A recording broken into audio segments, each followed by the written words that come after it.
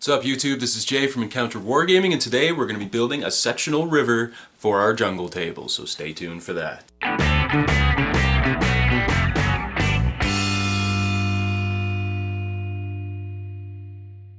So to start, we've got our templates for the river. Now, I'm actually doing about 14 feet of river for this customer, but for you guys, obviously I'm just going to show you this 1 foot section, and then you can just kind of copy that for the rest. And I'll show the whole thing to you when we're done. But for right now, we're just going to focus for this tutorial on this little 1 foot section. Some of the sections I've done bigger. One of the sections I actually provided a Y section for the customer, so he can kind of place the river however he wants on the gaming table, having it completely modular. You can use a lot, use a little, whatever. Either way, it'll cover the entire table. Well, not the entire table, but it'll do the length of the table, or it'll do, like I say, a short length or what have you. So it's all sectional, which makes it great for multi-purpose. But long story short, I'm going to show you guys how we're actually going to make a river out of this. Now I've started with foam core because it's actually the easiest material to shape. So I've just kind of cut these like squiggly lines. I just arbitrarily took a knife. Now what I did do is make sure that these ends are all the same width. So even if you cut all like crooked lines all the way through here, it doesn't matter how far it goes this way as long as the ends are all the same, so that no matter what combination you place these in, they will all line up with each other and, you know, not look weird. So to start, I've got my piece of foam core. I'm sure I don't have to show you guys how to cut that. Just take an X-Acto knife and go crazy. But to start, we're going to have to create like a bank, because right now this is purely flat, and obviously the river is going to kind of be recessed. Now we can't recess it into the table because we want this to be modular, so what I'm going to have to do is build up a bank around the outside of these pieces. So I'm going to start by taking some latex caulking. Got it already loaded up here in my caulking gun. Now this is just painter's acrylic latex caulking.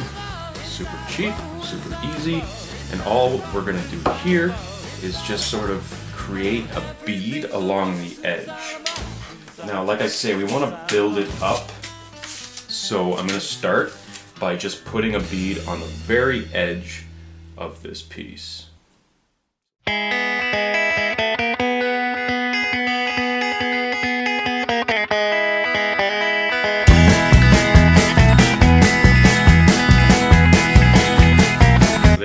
I've got a bead along each edge. Now, the resin I'm going to actually be using for this river does a centimeter pour at a time, so we don't want this to be higher than a centimeter, or else when I finally go to put on the clear acrylic, it's not going to fully harden and it's going to be like white underneath, and I don't want that. I want it to be perfectly clear. So what I'm actually going to do is I'm not going to just leave this one bead. I want to build it up a little bit more, but I don't want to build it up too much. So what I'm going to do next is I'm going to put a second bead just inside this rim. So let's do that. Let's go alone. We'll see all the sights just like that show you like on HBO. And if we're leaving tonight, I'll be right behind. There you go. So we've basically got the outline of our riverbank now. But like I said, I do want it to be high enough that it doesn't look weird, but not too high that, again, I'm gonna screw myself out of the nice clearness of the resin. I don't want to kill that. But right now, it's not quite high enough. So now that I've done the two beads, I'm going to put a third one right down the center on top of these, and that'll just kind of bring it up maybe another, 3 or 4 millimeters. Let's do that. It's just like that show you like on HBO. And if we're leaving tonight, I'll be right behind. Oh no. There it is, guys. That's basically our riverbank. Now, this does look kind of unnatural because it is like just straight beads of caulking. They're kind of like a circular shape. So all I'm going to do to counter that, because we will be putting spackle and sand and all that kind of stuff on top of this to make it look a little more realistic, but right now I just wanted to use this caulking to build up the banks You can use, you know, milliput or what have you, but this stuff is super cheap. As you can see, it went on super easy, and now I can actually shape it. So all I'm gonna do is just take my thumb and just kind of push down the edges, blending them into the edge of the piece, just like that. Sorry I wasted your time. Well, I'm sorry you wasted mine. Get organized and knuckle down.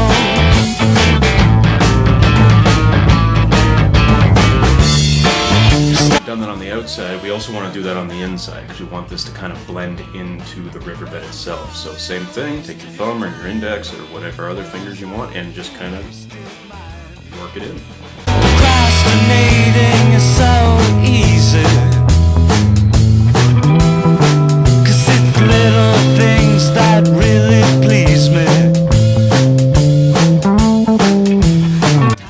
And that's how easy it is, guys. So I'm gonna let this dry for about a day. Now this stuff probably only takes like 6 or 8 hours to dry, but I'd like to leave it for 24 hours just to make sure it's perfectly hard before we go on to putting our spackle on top of this. So I'm gonna go ahead and do all the rest of the river sections because there's a lot to do for this table. And then we'll go on to the next step. Sweet, so now that our latex caulking is nice and dry, really we just did that to just sort of build it up. So now what I'm going to do is basically just take my spackling. So here I've got the DAP spackling. In the past I've used Polyfilla. This is exactly the same stuff. The great stuff about this one specifically though is, as you can see, it's pink. And this is actually really good because this, what this does is it goes on pink and then it dries white, so that I'll know exactly when it's dry. And all I'm going to do with this, it's very simple. I'm just going to kind of run it along the edges here, just because the latex caulking is a little bit rubbery and I want to kind of harden it up. Plus I want to build this up a little more. So not only am I just running my finger along the edge here to kind of create sort of a nice bank, a nice mound, but I'm also going to use this opportunity to kind of spackle in the edge of the foam board, because I don't want this foam board to be exposed, because I am going to spray paint these afterwards. So hopefully with a layer of Polyfilla, or sorry, with a layer of spackling and then a layer of glue and sand on top, it shouldn't melt any of the foam when I go to actually spray paint it. So I'm going to use this to do both these things, both fill the foam and create a nice transition on the bank. And all I'm doing is going along like that. I have my finger on an angle to sort of keep that nice mound. And then on the inside, I actually want to build this up quite a bit more than it currently is. I want to kind of taper it down more into the center to make less of an abrupt mound. So all I'm going to do is kind of spread my finger out like that. It's coming now and you ran out on the town. You're the king of the bar, but everyone around. I'm just going to go around, get nice and messy. Like I say, just tapering it out like this, really wide, so that we get a nice smooth transition into the bank. And same thing on the outside. We want to make sure that we have a nice angle here. And you can go over it a couple of times, like when you do this side, you're going to find you're going to have like mounds in the center and stuff, and you can just keep running your finger along the edge on an angle, and it should do the job. So that's that step, and then what we're going to do after this is we're going to add a little details and then start throwing sand on. So I'll show you this when it's done. Cool, so our spackling is all dry, and pretty much this is our river piece. I mean, I've done a whole bunch of them here. Like I said, I'm doing like about 10 feet of river for this customer. Now, the customer did request that I put a few rocks here and there for the water to kind of flow around. Just to add a little more personality, like large rocks. Obviously, when I put the sand on, there's going to be some larger stones in the sand, which will look cool, but for right now, we want some like large, really big rocks. So here I've actually just got some pieces of broken concrete. This is not like normal cement. This is the stuff that you would put down like under tiles. And my landlord just kind of had a whole bunch left over. So basically, I just poured a little bit into a little pool and then cracked it into a bunch of pieces. So there it is. So I've got here some 5-minute epoxy. This stuff's great because you can pretty much glue anything to anything and it'll stick really well. And the problem with this stuff is I'm afraid that little pieces will come off. So hopefully this stuff will hold it down to the foam board really good, and then when we put the sand down and all the paint and all that stuff on top, there won't be any crumbling of this. The reason I'm using this stuff is because it's actually really light compared to other, like if I were to use actual rocks, these pieces would be really heavy, and with the base being foam board, it might bend or crack or what have you from the weight of the stones being on top. So I don't want to use actual stones. I'm using this like really light concrete. I don't know what it's actually called, but there you go. So there it is. So I just got a pile of them here because I don't need that many of them. I'm just going to spread them around throughout. Maybe on this little piece I'll probably put one, maybe two of them, and then around the other ones I'll just put them here and there. So for the 5-minute epoxy, I like to use these ones that come in this like double syringe, because the epoxy is usually 2 parts. You can get it in other forms, like it will come in 2 separate bottles or what have you, but this thing is really cool because it makes sure that you get equal parts of both. So I've just got here a little Ziploc bag that I've used for other things that was probably going to get thrown out anyway, because you need something to sort of put it on to be able to mix it around. And then I'm not crying about throwing this out afterwards. So I'm just going to squeeze a whole bunch of it out here. Pretty straightforward. A whole bunch, a nice big glob on there. And then I'm just going to take, here I've got a piece of sprue. Something again that I don't mind just throwing out afterwards. And I'm just going to take it and sort of stir it around a whole bunch. Mix it together nice and good. Nice and well, to use proper English. And just dip my stone. Here's a nice one. Just got a nice bunch on the bottom of it there. And we'll put it sort of right in the middle right there. That's good. Bam. And I think I'm going to add a second one. Maybe this guy here, this little tiny guy. This is not a big terrain piece. There's a nice little tiny guy there. Perfect. That's all I'm going to do for this piece. I'm going to add a whole bunch more to the other ones, keep going on this, and then we'll add the sand. So I'll show you that once all this is dry. Now this epoxy, it's called 5-minute epoxy because it should take 5 minutes to dry, but I usually like to leave it a little longer than that, so maybe I'll come back in like an hour or something and we'll start throwing some sand down. Now, one thing I forgot to mention to you guys, before we actually put the sand on, now I did tell you when we were putting the spackle on to go over the edge with it, and there was a reason for that. It's because we don't want this bang to taper towards the end, and then the next one goes in and it tapers back up. It's going to look really freaking weird. Plus, we're going to want the water effects to dry nice and flat, and if we have any areas where it's going to seep out, then we're going to be in trouble. So the reason I told you to go over with it was so that we can flatten it back out afterwards and we have a nice flush transition between each piece. So I just have here a little sanding block I got at the Home Depot. It's kind of a spongy with a sandpaper on the outside. I like using this stuff because they're cheap and they do the job. So rather than using actual sandpaper where you would get like the shape of your finger into it, this actually helps with making it a little more flat.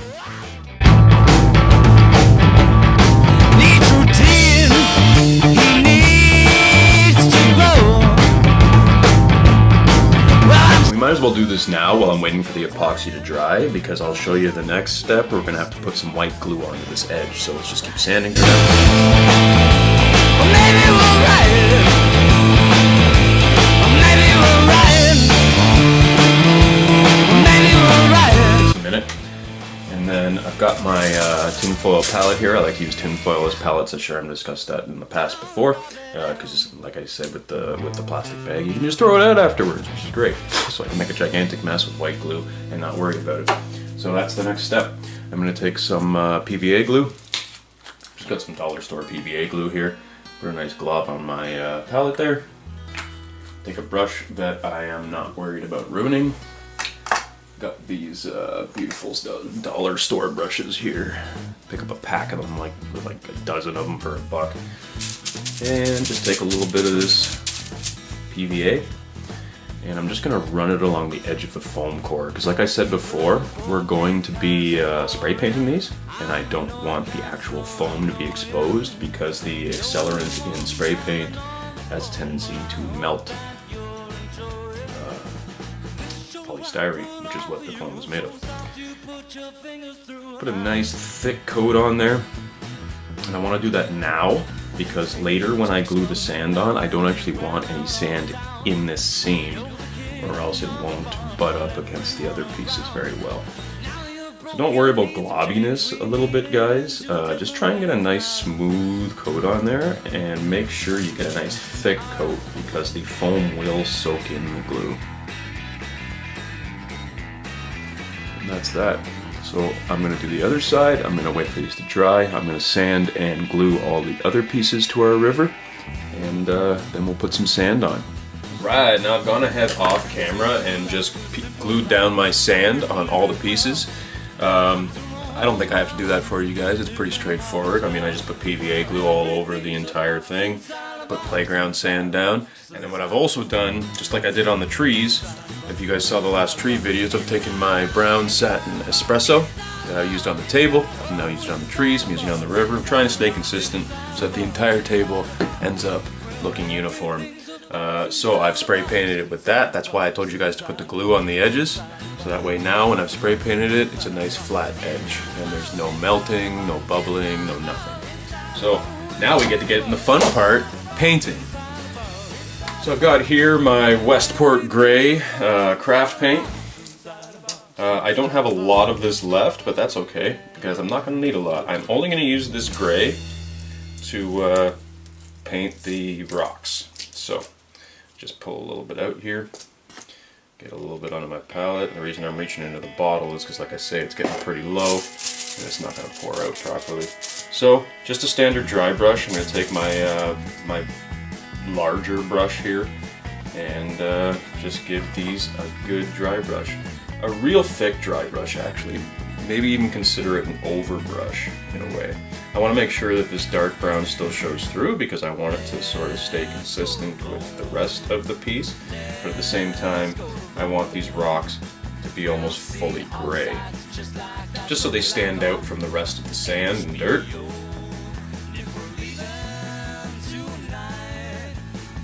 Be careful not to get any onto the sand parts. If you do, that's okay, you can just touch it up with a little bit of brown afterwards. But try not to, because then it saves you from having to do that later. The less steps, the better, right? The quicker this will go. And that is how you paint the rocks. That's pretty much all there is to it. Sweet. Now that we've got the gray on our rocks, we're going to go on to the next stage. The exact same thing we've done on the table and the trees so far. I've got my trusty yellow oxide, and we're going to dry brush all the sand areas with this yellow oxide. I'm sorry if this is getting repetitive for you guys, if you guys have seen the past videos. I guess you don't really need to watch me do this too much because I've done it in the past videos, but I'm just going to show you quickly in case you haven't seen them. If you haven't, please check it out right there at the top of the screen, the beginning of the playlist, and go back and watch them. But for now, I'm just going to brush out my yellow oxide until there's very little left in the brush, and just go all the way along this entire piece, back and forth, broad strokes. Just get that nice in-between shade on the sand. See there, I'm going to go around and do the rest of this piece, all the other pieces, and then we'll go on to the final paint stage. Alright, so the final painting stage on these is just like we did on the table, just like we did on the trees. We're going to do a final coat, a final dry brush of our galvanized metal, which is basically a bleach foam. For those of you who didn't see the rest of the train series, these are the colors we've been using. Basically, this is just going to give a final highlight. It's going to tie the whole piece together. The gray, the brown, they're all going to tie together. And I got my giant brush here that I love using for this stage because we're going to paint the entire piece and all of the terrain pieces in this river set. So I'm just brushing it out on my paper towel, standard dry brush method. Got a hair there, get that off there. And we're going to do a very light dry brush on this entire piece. So let's get at it. Stop fooling around.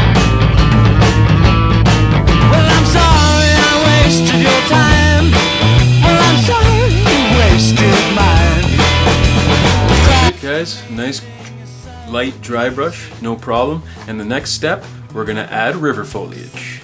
Alright, so now that we're done the painting on all our river sections, we're gonna go ahead and add some ground foliage. The same way we did on the tree video that you guys saw last week. Basically, we're just gonna go around with our pin drill and drill a bunch of holes. Now, in this case, I am using the standard, here, I'll try and move this for you guys. I am using the standard plastic foliage that I was using before. You can see it all right here. That's what I was using in the tree videos. I'm also, at this point, adding some tall grass. So I have here just some tall grass that I got at the Dollarama.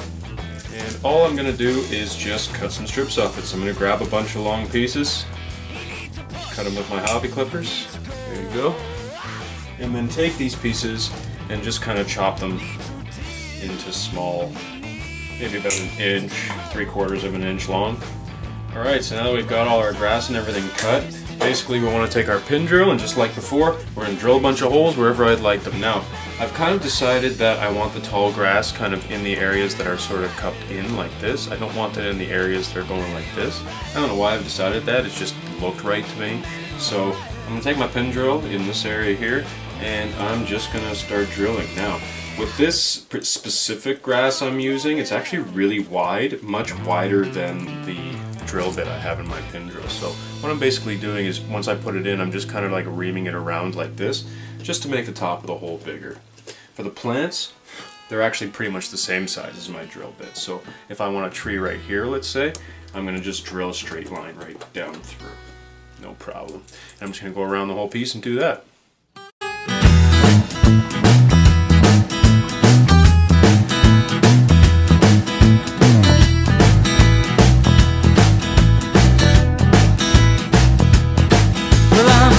Because you're boring, I'm annoyed because you're annoying. You're the one having all the fun, but I hope that you're enjoying. Just like before, just like we did in the tree videos, I got my palette over here and my 5-minute epoxy, standard issue, just like I've been doing in these videos. And I'm going to take my epoxy, pour it out, mix the two parts together, and just like before, I'm going to go around, take these plants, just dip it in, and put them in the hole.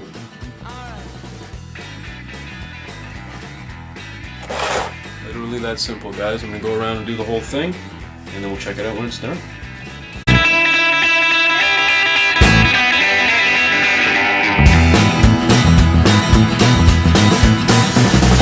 Say you like a simple life, know you live it well. Lots of roam around the street, living poverty's well. Well, everything's a box inside a box, inside a box, inside a box, inside a box, inside a box, inside a box. There it is, guys. Some basic foliage, a little bit of long grass. Now what I'm going to do is I'm going to go around and find any areas I don't really like the look of and just put a little bit of static grass here and there, maybe some clump foliage, and then we're going to go on to doing the water effects. Just to show you guys what I'm talking about, like on this piece for example, this is not the piece we've been doing all along, but this is one of the pieces. Here I've got a place where I tried to drill a hole for the grass and then all the spackle and everything just chipped right off. And then I've got another one over here, the big one, the Y shape, which actually has an area right here, if you can see, where I hit my dry brush way too heavy. So what I'm going to do is I'm going to use things like clump foliage, and then what I've even got here is actually some flock. Now I rarely use flock for anything because I think it looks silly, but it actually works great for things like moss and stuff like that. So in the case of this piece here where it's chipped off, I think that's going to be perfect for the clump foliage actually. The other one, since the damage is under the water, I don't think the clump foliage is going to work really well, only because the water effects that I'm using is not a liquid per se, it's more like a paste. So it's not really going to work too well if I try to cover up clump foliage with it. It's going to end up looking really weird. But for this spot right here, I'm just going to take some PVA glue, the same way we did on the tree templates, and I'm going to fill that hole with PVA, and then I'm going to take a little clump of clump foliage, dip it in the glue, and stick it right on.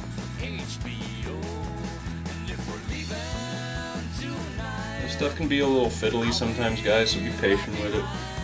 But for the most part, it does the job great. So there we go. Now we've got a little bush there where the hole used to be. On this guy over here, as you can see, it's inside the bank. So there, the water's going to cover it up. Now, like I said, I don't really use flock for much, but it actually looks great as algae or moss or something like that. A lot of people use it as grass, but I don't think it looks like grass. I prefer static grass. So all I'm going to do, though, in this case, since I think it would be cool to have a little bit of algae growing on the side there, is just take my PVA glue and cover up that yellow streak that I made. Very simple. Now, I don't have a lot of flock here because I actually bought that container of flock maybe like 15 or 20 years ago, and I'm just running out of it now, so that shows you how often I use flock. And I'm just going to sprinkle it on top, a little tiny bit here. Ooh, got a piece of styrofoam in there, that's weird. And a little tiny bit here. Is take a piece of foil or paper, create a nice crease in it. That'll work better. And then what I'm going to do is just tap it off onto that.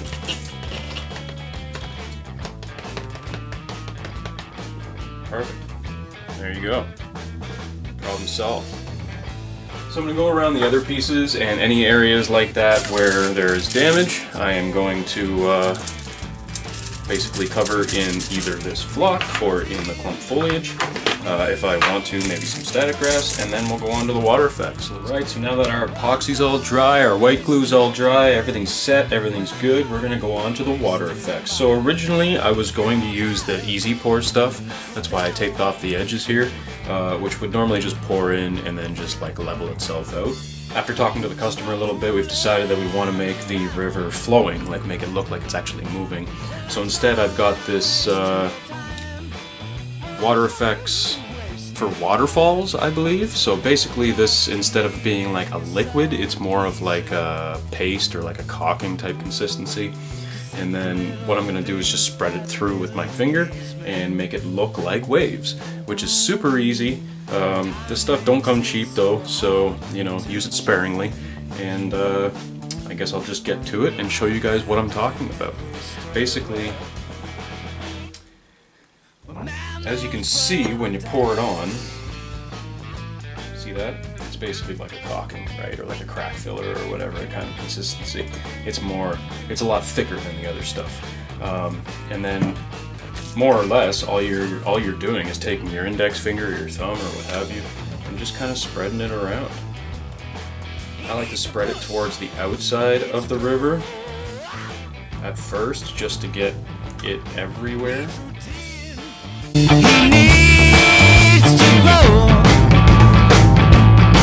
Well, I'm sorry I wasted your time. Well, I'm sorry you wasted mine. Maybe we'll ride. Well, maybe we'll ride.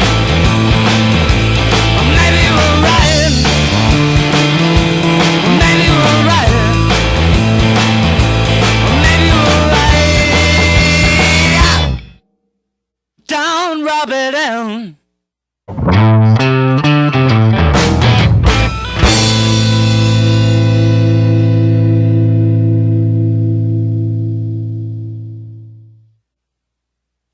Okay, so once you've got it spread all around, as you can see, it's very thick and it almost already looks like rapids. But some of them are going this way, some of them are going that way, some of them are going up this way, and we want to make sure that the stream actually appears like it's flowing this way. So all that requires me doing is taking the same finger I've been using and just running it in that direction above all the stuff. Go in squiggly lines if you want, go over top of other marks you've made. Just try and get so there's none flowing like these directions, and make sure all the what's the word I'm looking for? Ridges are flowing these directions. And that's all there is to it. This show I put on for you is so soft you put your fingers through now. You say your check's coming now and you ran out on the town. You're the king of the bar, but everyone around. And there it is, guys. So this stuff looks white now, but it will dry clear. The thing is, it takes like a day, even 2 days, I find, before this stuff is completely clear. So right now I'm just going to put it aside. and leave it for a couple of days, and then we'll take a look at it once it's dry. And there's our river once it's fully dry. As you guys can see, I'll try and shine it in the light for you. We've just got a nice shiny river flowing through there. All the finger grooves that I left have created these nice, like, sort of ripples and waves throughout the piece, and more or less it just looks like a nice flowing stream. So that's exactly what we're going for. So I hope you guys liked that tutorial. Of course, there will be another one out next Tuesday. The next one we'll be doing will be the bunker and sandbags, which should be a lot of fun.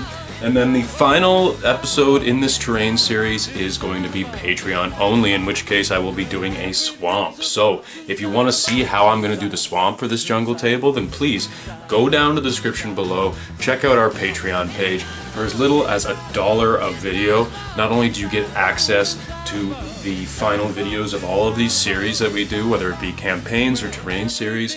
Usually the final video is going to be Patreon only, just to give a thank you to those who have given back to what we do here. So jump on there. Please go down below and hit the subscribe button, hit the notification button, because it helps us go up in YouTube searches, which helps us a lot if you can't donate any money. Also, check out our link below to our t-shirts. If you feel like you want to support us, you can buy a simple t-shirt, and that gives us a little bit of one-off funding. If you don't want to be a normal patron, but if you do want to be a normal patron, like I say, check out the link below, and not only will you get access to these special videos, but you also get all of our videos a little bit early, and on top of that there are other bonuses, swag, and etc. for being a patron, so you want to be a patron. I hope you guys have enjoyed these tutorial videos so far. There's a couple more coming your way, and until our next encounter.